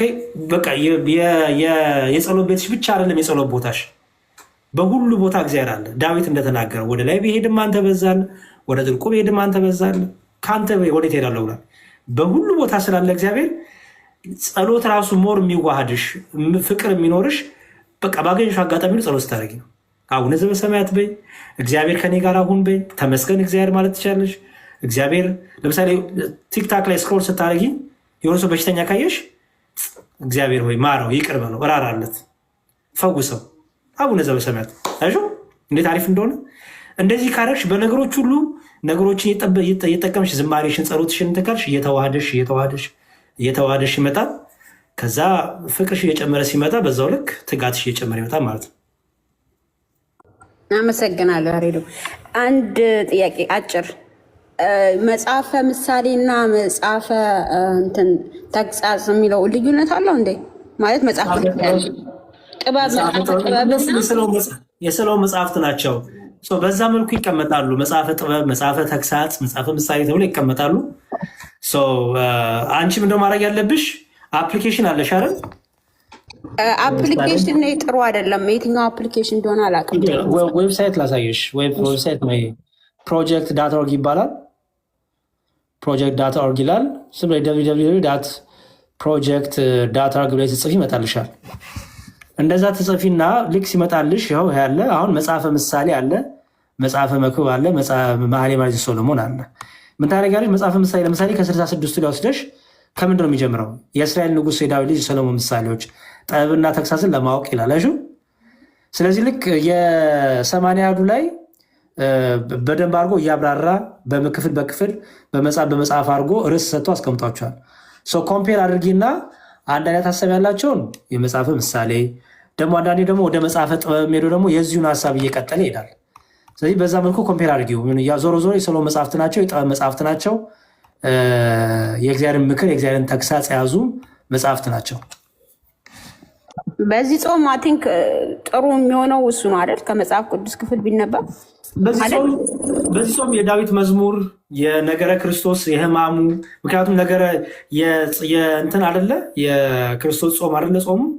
ስለዚህ የክርስቶስን ሕማም የክርስቶስን የነገረ መስቀሉን የሚያወሩ መጽሐፍትን ብታነቢ፣ የሕማማቱን የሚያወሩ መጽሐፍትን ብታነቢ፣ መዝሙረ ዳዊትን ብታነቢ፣ ዮሐንስ ወንጌልን ብታነቢ፣ እነዚህ የምክር መጽሐፍትንም ብታነቢ ራሱ በራሱ መጽሐፍ ቅዱስን ራሱ ማንበቡ በራሱ ትልቅ ነገር ነው እና አሪፍ ነው። አንበቢ እሱንም ብታይ መጽሐፈ ምሳሌ ብዙ መጽሐፈ ተግሳጽ ማለት ነው። በደንብ አድርጎ ብዙ ምክርና ተግሳጽ አለው። ኢሳያስም ይነበባል። እሺ፣ አመሰግናለሁ ያሬድ። ብዙ ሰዓት እንዳልይዝ መልካም በዓል ለሁላችሁም። እግዚአብሔር ይስጥልኝ። አሜን አሜን። እሺ በርቺ። እሺ ኦኬ።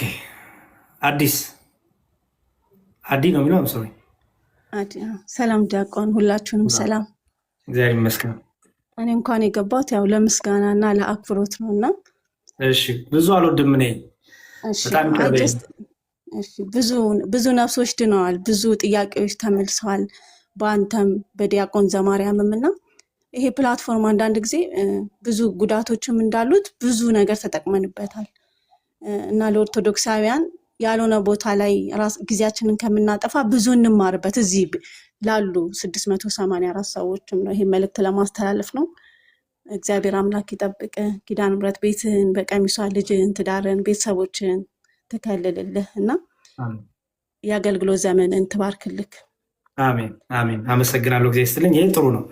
በቃ ብቻ ነው የምታስፈልገው እንጂ ይሄ ምስጋናው ምኑ ብዙም አንደኛ ስለማልወድ፣ ሁለተኛ ስለማይገባኝ፣ ሶስተኛ ስለማይጠቅመኝ፣ ለእኔ የሚጠቅመኝ ጸሎት፣ ለእኔ የሚጠቅመኝ የእናንተ ጸሎት ብቻ ነው እና በእርሱ እንበርታ። እግዚአብሔር ይስጥልኝ። አንቺንም መብራን በጸሎቷ ታስብሽ። ቃል ኪዳኗ ከእኔም ከአንቺ ጋር ይሁን። አሜን። ቅዱስ ሰላም ብያለሁ። ቅዱስ እሺ፣ ኦኬ። ቅዱስ የለህም። ውቧ ነው የሚለው። ሰላም መምህር አይደለሁም፣ ወንድማችሁ ነኝ። እግዚአብሔር ይመስገን።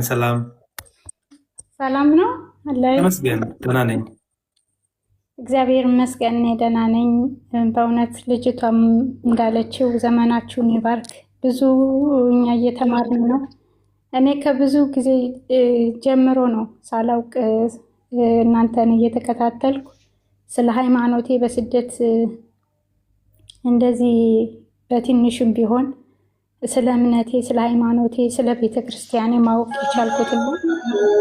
በእውነት እንደናንተ ያሉትን ሺህ አድርጎ ያብዛልን ነው የምለው። ለእኛ ስለምታስፈልጉን ነው እንጂ እኮ እናንተን እኛ የምናመሰግነው እናንተ ለእኛ ታስፈልጉናላችሁ። የእግዚአብሔር አይኖች ናችሁና ያቆይልን ነው የምለው። ጥያቄ ምንድን ነው? ትንሽ ከበድ ያለ ነው።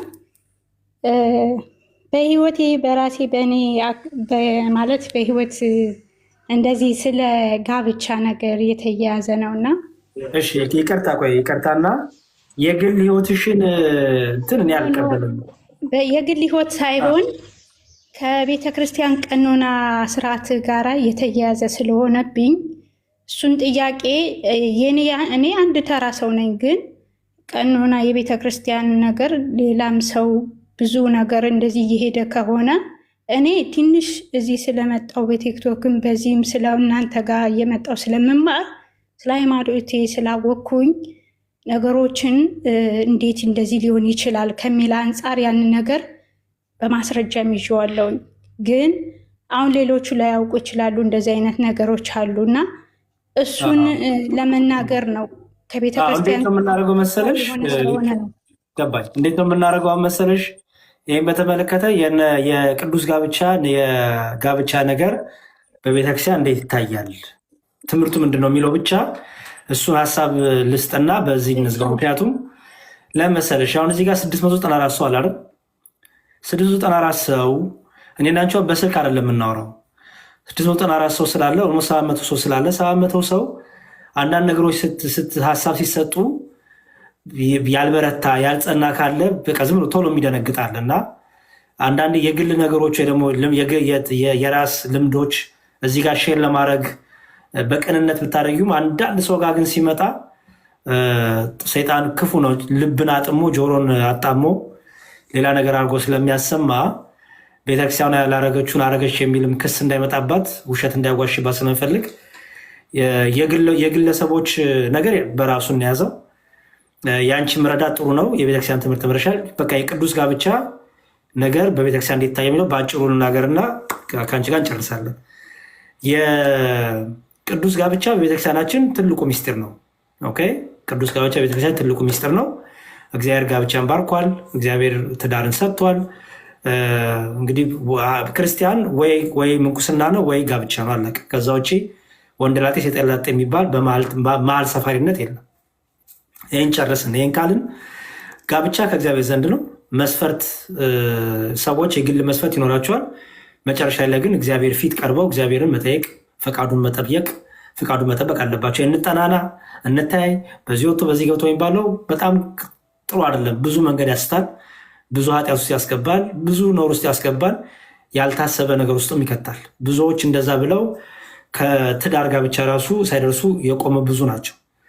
ስለዚህ በቤተክርስቲያናችን የእጮኝነት ዘመን አለ። የእጮኝነት ዘመን ላይ መደረግ ያለባቸውና የማይገባቸው ነገሮች ብሎ ተቀምጧል። የታወቀ ነው። ባይዘወይ ምክረ ካህን ቢኖር ጥሩ ነው። ሁለቱም ልጆች ወንዶም ሴቷም በአባት ምክር ተይዘው፣ በምክረ አበው ተይዘው፣ በንስሐ አባት ተይዘው የትዳር ጋብቻ የትምህርት የትዳር ህይወት ጋብቻ የጋብቻው ትዳር ወይም ስለ ትዳር ስለ ጋብቻ ከቅድመ ጋብቻና ድህረ ጋብቻ እንዴት ነው የሚለውን በደንብ አድርገው ሊማሩ ይገባል። በቤተክርስቲያን የቅዱስ ጋብቻ ትምህርት አለ፣ ሚስጥረ ተክሊል ተብሎ ሰው በድንግልና ያሉ ሰዎች ከሆኑ በተክሊል ይጋባሉ። ስጋዊ ድንግልናቸውን ጠብቀው ንጽህ ጠብቀው ከሆኑ በተክሊል ይጋባሉ፣ ተክሊል ይደረግላቸዋል። ደግሞ ስጋዊ ንጽህና ካልጠበቁ ደግሞ በቅዱስ ቁርባን ይጋባሉ። ሁለቱም ግን ዞሮ ዞሮ ቅዱስ ቁርባን ግዴታ ነው። አንዳንድ ሰዎች ድንግል ሆነው እይታውን ስለማይፈልጉት ታይታውን ስለማይፈልጉት አክሊሉን አይቅርብኝ ይላሉ። ባይዘወይ ከትህትና አንጻር በቃ ውጭ ድንግልና ጥቁ ይሄ እኮ ጎበዝ እንዳይባሉ በቃ እግዚአብሔር ባወቀው ንጽህናቸውን ቅድስናቸው በትህትና ደብቀው ዝቅ ብለው እንደዛ የሚያደርጉ አሉ። ምክንያቱም አክሊሉ ለድንግልና ምልክት ስለሆነ ማለት ነው። አንድ ሰው አክሊሉን አድርጎ ስጋው ደግሞ ካልተቀበለው ዋጋ የለውም። አክሊሉ በራሱ አንድ አያደርግም። አንድ የሚያደርገው ክቡር ስጋ ክቡር ደሙ ስለሆነ ማለት ነው። ስለዚህ በቅዱስ ቁርባንም ሆነ በተክሊል ቢጋባ አንድ ሰው ዞሮ ዞሮ ቅዱስ ቁርባን ግዴታ ነው። ኦኬ። በድንግልና የሌሉ ሰዎች ደግሞ የተክሊል ጸሎት አይደረግላቸውም፣ ግን የቅዱስ ቁርባኑን ስርዓት ይቀበላሉ። ጋብቻው በረከቱ ሁሉ አንድ አይነት ይሆናል ማለት ነው። የተክሊሉ ግን ክብር ያው በድንግልና ስለሌሉ ይህን ያደርጋሉ። አንዳንድ ሰዎች እንደ ገሌ እኮ ድንግል አይደለችም ገሌ ድንግል ሳይሆን ነው ተክሊል ያደረገው የሚል ነገር ይነሳል። እኔ እዛ ነገር ውስጥ ብዙ አልገባም። ለምን እንደውም አልገባው የነዛ ሰዎችና የንስሐ አባታቸው ጉዳይ ነው ይሄ ብዬ ነው ማምነው። ስለዚህ አላቅም፣ ከንስሐ አባታቸው ጋር የተናገሩት ነገር አናቅም፣ ምን እንደተፈጠረ የምናውቀው ነገርም የለም። ስለዚህ እኛ በቅንነት ቤተ እግዚአብሔር ሄደን ዘምረን አጨብጭበን እግዚአብሔርን አመሰግነን መመለስ ነው እንጂ ሐሜት ውስጥ ክፋት ውስጥ ምናምን ይሄ ጣት ቅሰራ ውስጥ ከገባን እግዚአብሔርም ደስ አይሰኝም፣ ለእግዚአብሔርም ቀንተንም አይደለም እውነቱ ለመናገር። ስለዚህ እንደዛ ነው። አንዱ ድንግል ሆኖ አንዷ ድንግል ባይሆንስ አይታችኋል። ብዙ ጊዜ ድንግል የሆነው አክሊል ያደርጋል፣ ድንግል ያልሆነችው አክሊል አታደርግም። ወይ ድንግል የሆነችው ታደርጋለች፣ ድንግል ያልሆነው አያደርግም። እንደዚህ ቤተክርስቲያን ይደረጋል።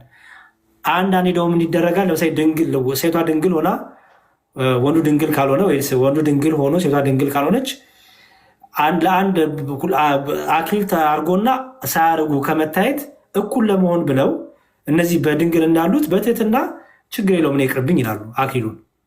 ኦኬ እንደዛ ብሎ በትህትና ከባላቸው ከሚስታቸው ጋር እኩል ለመሆን ይሄን ያደርጋሉ። ምክንያቱም እግዚአብሔር የልባቸው ንጽህና የስጋቸው ንጽህና ስለሚያቀላቸው ማለት ነው። እና ከዚህ አንጻር ነው። በተረፈ ተክሊል ለማን ይፈጸማል?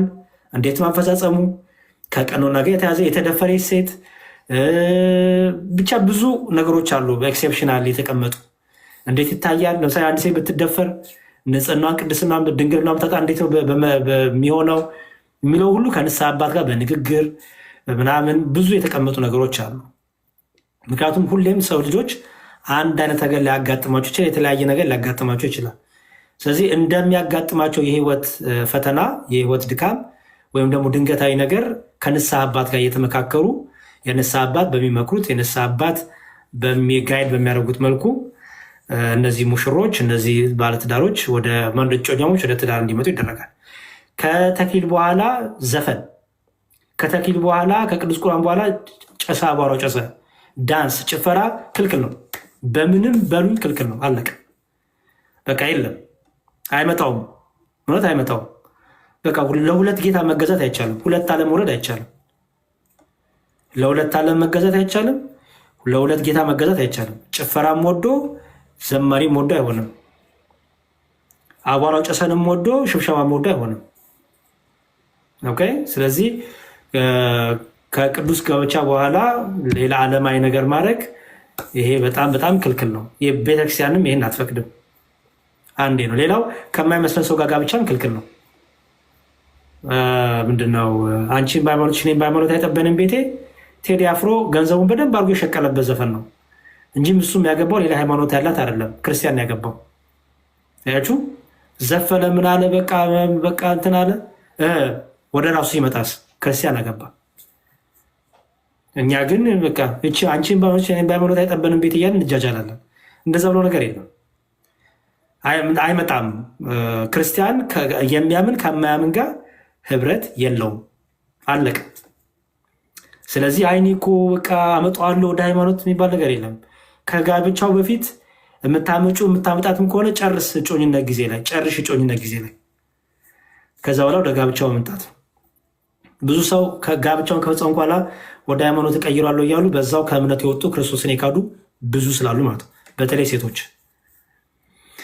እና ጋብቻን በተመለከተ ቤተክርስቲያን ጥንክር ያለ አቋም አላት፣ ጥንክር ያለ ትምህርት አላት።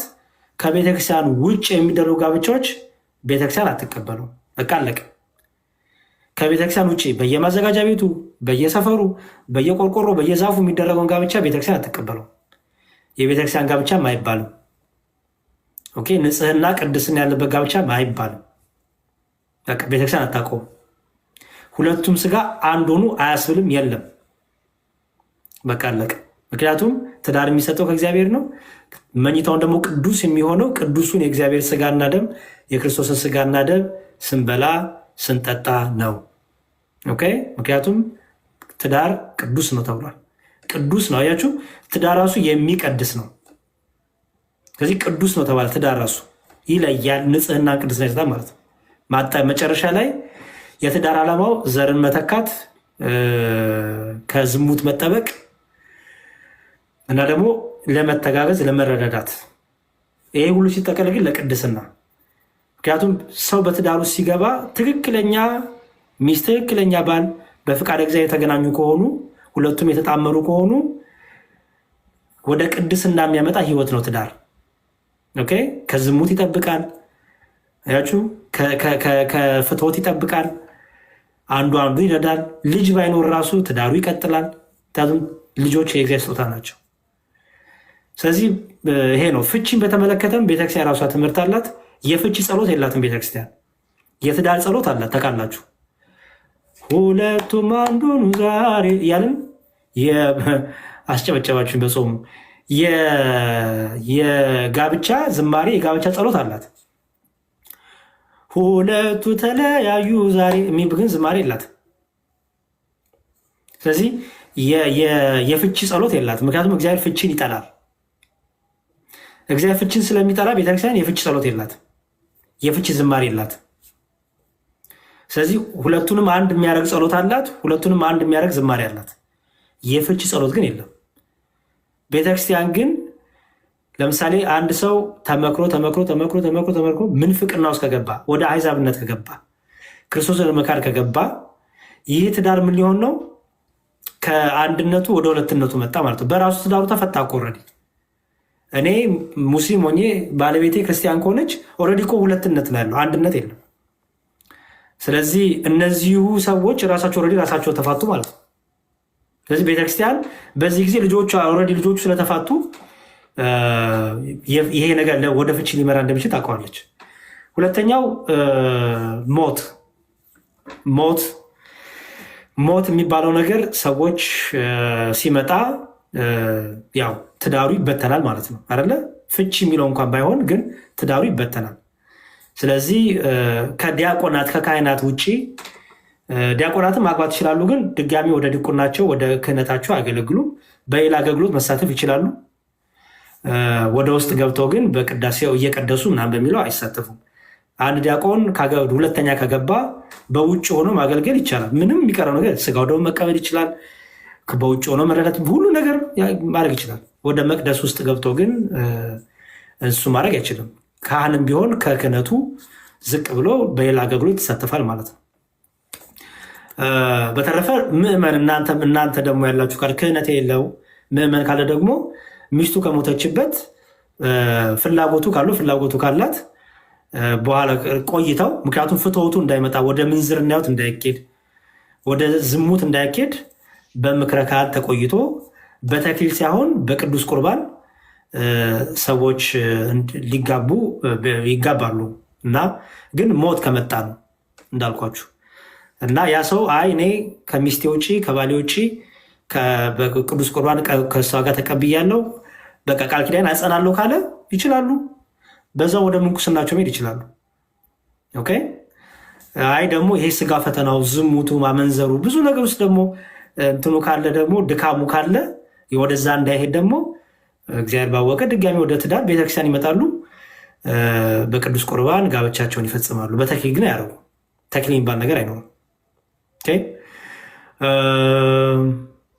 ሌላ ምን አለ? በዓለማዊ የታጋባችሁ ጨሰ አቧራ ጨሰ ብላችሁ ሳክስፎን እያስነፋችሁ ይሄን የአዲስ አበባ አቧራ ፏ ብላችሁ ዱቄት መስላችሁ ሰርጋችሁን እንትን ያደረጋችሁ ጥርሳችሁን ጨክናችሁ ጥርሳችሁን ነክሳችሁ ላብ እስኪያልባችሁ የጨፈራችሁ ዲጄ ቀጥራችሁ ፏ ያላችሁ ጌዳውን ያላችሁ እናንተ እንዴት ይሻላል ካላችሁኝ ቤተክርስቲያን ለእናንተ ደጇ ክፍት ነው። መታችሁ ትዳራችሁን እንድታስባርኩ በቁርባን ትፈቅድላችኋለች። መታችሁ ትዳራችሁን በቅዱስ ጋብቻ በቅዱስ ስጋው ደግሞ እንድታስባርኩ ትፈቅድላችኋለች። አትከለክላችሁም። ባይዘወይ ምክንያቱም ያ ትዳር በቤተክርስቲያን አይቆጠርም። ያ ትዳር ነው ተብሎ ቤተክርስቲያን አትቆጥረውም። ስለዚህ የቤተክርስቲያን ትዳር ከፈለጋችሁ ኑና ተክሊል አይደረግላችሁም። ምክንያቱም በጋብቻ ውስጥ ኖራችኋል፣ ጋብቻ ተብሎ ልጅ ወልዳችኋል ምናምን። ስለዚህ ግን ወደ ቤተክርስቲያን መታችሁ በቁርባን ትዳራችሁን ማደስ፣ በእግዚአብሔር ፊት ቤታችሁን፣ ትዳራችሁን፣ ልጆቻችሁን ማስባረክ ትችላላችሁ። ቤተክርስቲያን ደጇ ክፍት ነው። ቤተክርስቲያን ደጇ ክፍት ነው እና ይህንን በዚህ ያዙ ለማለት ነው። ጠቅለል ያለው ሀሳብ ይሄ ነው። ከዚህ ውጭ ሰዎች በግላቸው የሚያደርጉት ነገር ካለ ወጣት ወደ መቀሰር እንዳትሄዱ፣ ትምህርቱን ያዙ። ቢቻል ንገሯቸው ለራሳችሁ ሄዳችሁ። ቤተክርስቲያን እኮ ትምህርቷ እንዲህ ይላል፣ አንተ ግን እንዲያረጋችሁ በቃ ወደ ሐሜት እንዳትገቡ፣ ወደ ፍርድ እንዳትገቡ፣ ጣት ወደ መቀሰር እንዳትገቡ፣ አላቃትም እንዲህ አላቀውም እንዲህ ወደሚባል ፍርድ ውስጥ እንዳትገቡ። እግዚአብሔር በዛ አይከብርም። ኦኬ። እና የግልን ነገር ከቤተክርስቲያን ትምህርት ጋር እናንደባልቀው አደራ። እሺ፣ ይኸው ነው እንግዲህ እህት አለ ቃለ ሕይወት ያሰማልን፣ ቃለ ሕይወት ያሰማልን። በጣም ነው በድጋሚ ደግሜ ያዳመጥኩት እንትን ያልኩኝና የተረዳውም እውነት ነው ያልከው ሁሉ ትክክል ነው መምህር። የኔ የቤተ ክርስቲያን ቀኖና በአንዳንድ ቤተ ክርስቲያን ውስጥ ባሉ ቤተ ክርስቲያንን መስለው ግን ባልሆኑ በተመሳሰሉ ሰዎች የቤተ ክርስቲያን ስርዓት ቀኖና እየተጣሰም ስለማይ ስላጋጠመኝም ስለተከራከርኩም ያንን ነገር እሱን ተባልኩሽ ውቤ እህቴ፣ ድጋሚ ካላስቆምሽ ይኸውልሽ፣ እሱን ነገር ላይ በተቻለ መጠን ፎከስ አታርጊ። ይኸውልሽ የቤተ ክርስቲያን ዶግማ ቀኖና በአይንሽ ስታይ መጣሱ ያናደር ያበሳጫል፣ እረዳሻለሁ። ግን እየደጋገምሽ ይህን ነገር እንትን ካልሽው ጣት ወደ መቀሰር ወደ ሐሜት፣ ለምሳሌ ለእነዚህ ሰዎች ቀጥታ ሄደሽ ካልነገርሻቸው ለሌላ ሰው ስትናገሪ ህይወታቸውን ሐሜት ነው ባይዘወይ። ምክንያቱም ስም ባጠሪ በውስጥሽ ኦልሬዲ ስማቸውን እየጠራሽ ነው እየተናገርሽ ያለሽ። ድምፅ አላወጣሽ ይሆናል፣ ቃል አልጠቀምሽ ይሆናል እንጂ ኦልሬዲ ህሊናሽ ውስጥሽ እነገሌን አስበው የተናገረ ስለሆነ ሐሜት ነው የሚሆንብሽ፣ በተለይ ሄደሽ ካልነገርሻቸው። ስለዚህ ለዚህ ነው ሰዎችን ብዙ ጊዜ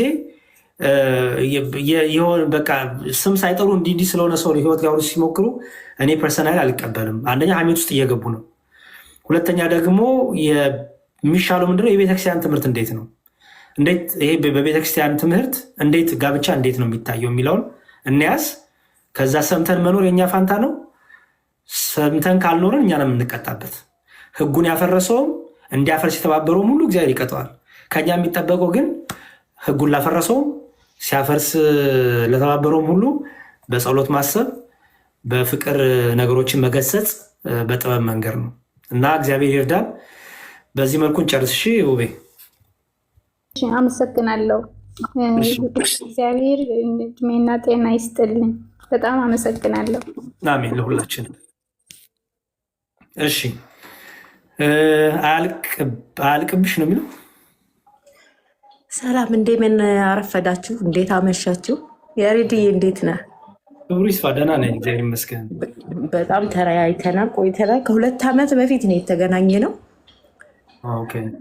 እንጃ እስኪ ፕሮፋይል ማየት አለብኝ። እሺ ማየት አለብህ በደንብ። እንደ ሙሉ የምትባል ልጅ ሳውዲ የምትኖር ልጅ ታውቃለህ በደንብ። ወደኋላ ተመለስ እስኪ በኋላ ያለው ኦኬ። እና እንዴት ነህ? ደህና ነህ ወይ? እንኳን ሰላም ለማለት ነው የገባሁ። ስላገኘሁ ድጋሚ ደስ ብሎኛል። እኔ ያለሁት ኢትዮጵያ ስለሆነ ነው። ያው ብዙ ጊዜ የኢትዮጵያ ኔትወርክ ስለሚያስቸግር ነው። በርታ ጎበዝ። እኔም በፊትም ያው ከብዙ ስህተቶች ተመልሻለሁ። በአንተ ራስም ከነ ቄስ ቴዎድሮስ ከሆነ ቲጂ የምትባል ጓደኛ አለችኝ እዛው ሳውዲ ውሻ ስጠብቅ የነበርኩት። አስታወስኩሽ። ውሻ ጠብቅ የነበረች አስታወስኩ። በእሷ ካስታወስከኝ ብዬ ነው። እንዴት ነሽ? ሙሉ ደህና ነኝ እግዚአብሔር ይመስገን። የበረታሽ ነው? አዎ እኔማ በቃ ግብቼ የአንድ ልጅ እናት 10 ወር ልጅ አድርሻለሁ። ኧረ እባክሽ ጎሽ፣ ረዳሽ። ትልቅ ነገር እግዚአብሔር ያሳደግልሽ በጥበብ በሞገስ። ኢትዮጵያ ነው ያለሽው? ኢትዮጵያ ነው ያለሁት። አዎ ጎሽ፣ እንኳን እግዚአብሔር ማህፀንሽን ከፈተ። ተመስገን። አሜን። በቃ ሁሉም የኛ በረከት ይድረሳቸው እያልኩ ነው። አንተ ወደዛው ስላለ በቃ ጊዜ አልያዝ። እኔ እንኳን ሰላም ልልክ ነው የቆየሁት። እሺ ወንድሜ አመሰግናለሁ። እሺ የጥንት ጓደኞቼ። እሺ ዳት አንቺ ዳት ሰላም ያሬዱ፣ እንዴት አደረ? ሰላም ነው እግዚአብሔር ይመስገን። እግዚአብሔር ይመስገን። እንዴት ነህ? ደህና ነኝ ክብሩ ይስፋ። ሰላም ነው? እየበረታሽ ነው? ደህና ነኝ ይመስገን። አስታውሰኛለህ? አዎ አስታውሻለሁ። ደህና ነህ? እንኳን ደስ አለህ። ያው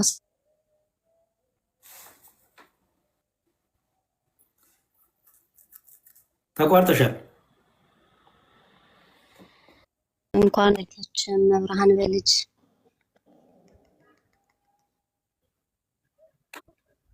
አለሁኝ ያሬዱ። እሺ አሁን ተመልሰሻል። እሺ ይቅርታ፣ እሺ ስልክ ገብቶብኝ። ችግር የለውም። እንኳን ደስ አለህ ብያለሁ። አሜን አሜን። እንኳን አብሮ ደስ አለን። እኔ እንኳን አንድ 3 ጥያቄ ልጠይቀን የገባሁት ያሬዶ። አንድ ምንድነው የመጀመሪያው ያው ባለፈውም ከዚህ በፊትም እንዳወራ ነው በቅዱስ ጋብቻ ህይወት ውስጥ ቅድም አሁን የተወሰነ አንተም ያወራኸው ነበረ እና ከጊዜ በኋላ የሚመጣ የሃይማኖት ልዩነት በቤተክርስቲያን አስተምሮ ቤተክርስቲያን ምን ትላለች? ያው መሀል ላይ ማለት ነው በቅዱስ ጋብቻ ውስጥ ልጅ ከመጣ ህይወት እየተኖረ ባለበት ሁኔታ አንዳችን ወይም አንዳቸው የሃይማኖት ልዩነት ቢያመጡ ምንድን ነው የሚደረገው? ይሄ ክርስቲያን የሆነው ሰው ምንድን ነው ማድረግ ያለበት ከቤተ ክርስቲያን አስተምህሮ አንጻር ማለት ነው? አንዱ እሱ ነው። ሁለተኛው በቅዱስ ቁርባን ላይ በትዳር ህይወት ውስጥ የተለያየ ቦታ ሊኖር ይችላል። በተለያየ ምክንያት አብረህ አንድ ቤት ውስጥ ላትኖር ትችላለህ፣ ወይ መጠፋፋት ሊኖር ይችላል። ገብቷል? አንድ ሰው ወይ ሊጠፋ ይችላል።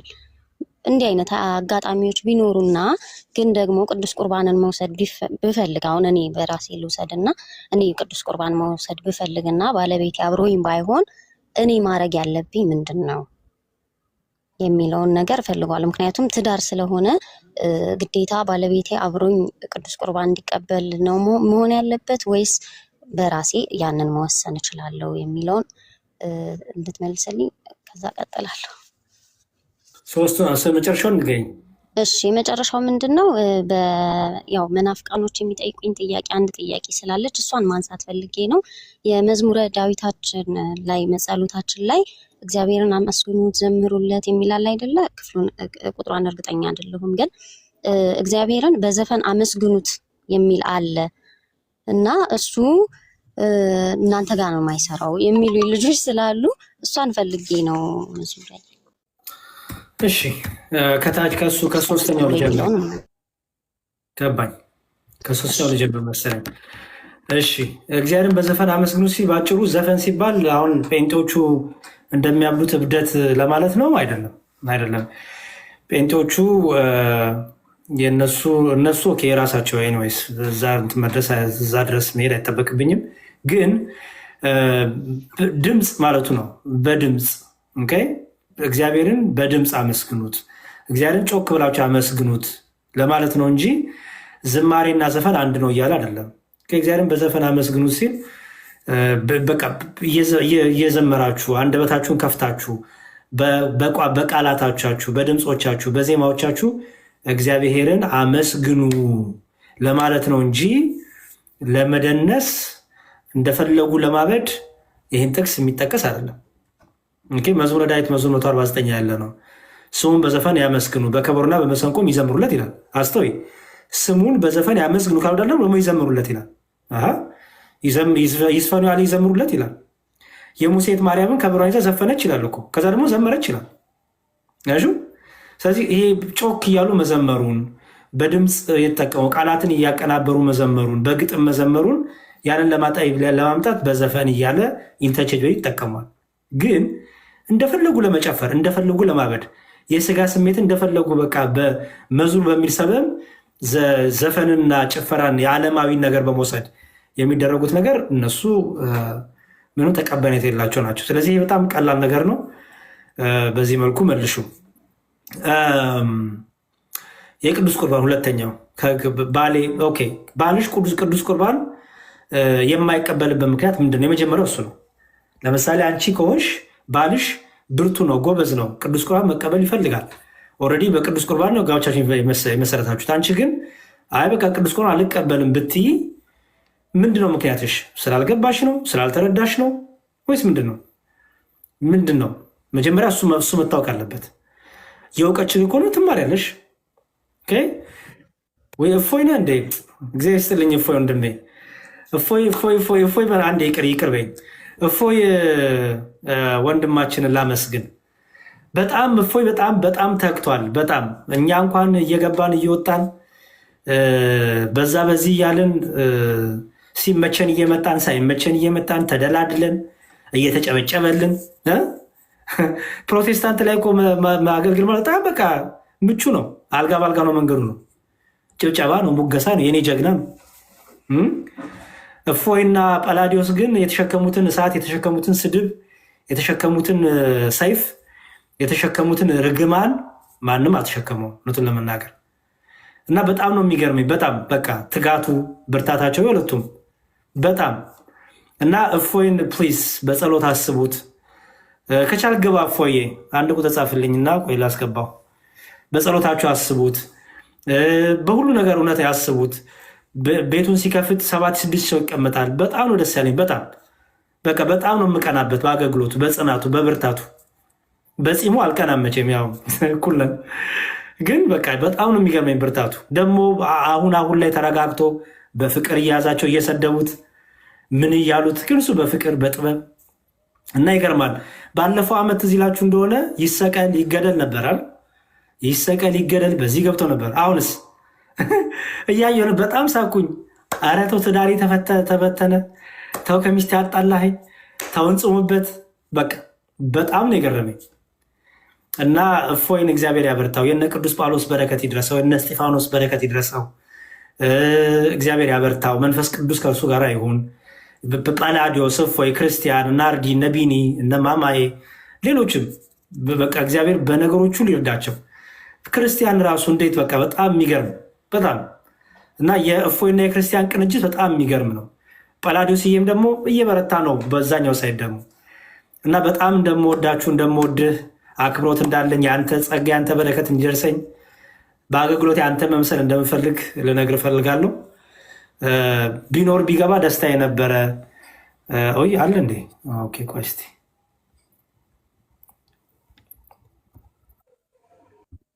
እዴ ኡስታዝ ታሸማሽመኛለህ እንዴ?